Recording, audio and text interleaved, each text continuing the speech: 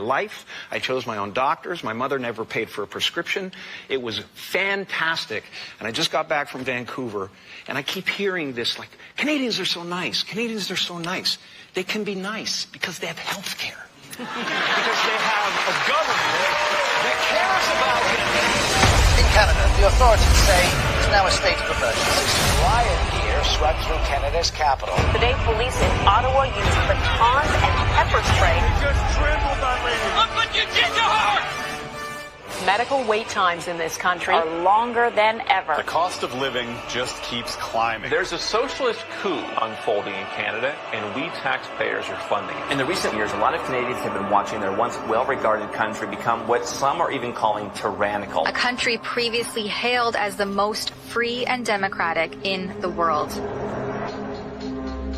Now, the People's World, the official West Coast newspaper of the Communist Party, ran this rather interesting editorial.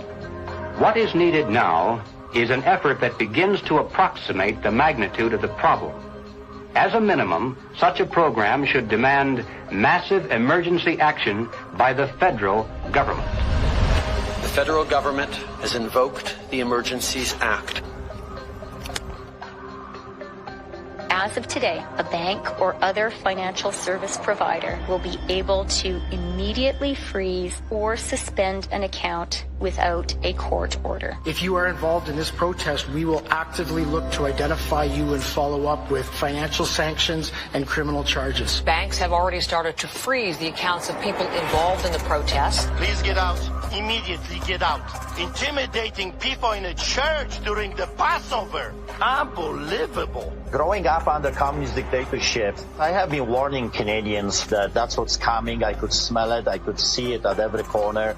We will not put up with this anymore. We are fighting back. Protests, public protests, are an important part of making sure we're getting messages out there.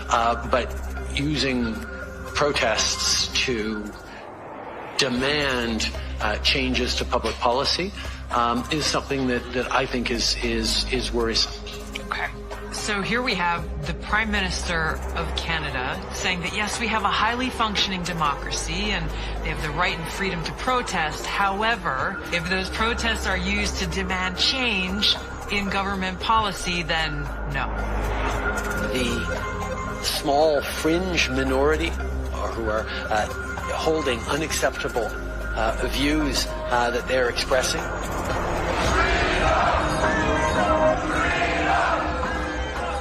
Do not represent the views of Canadians who know that following the science and stepping up to protect each other is the best way to continue to ensure our freedoms, our rights, our values as a country.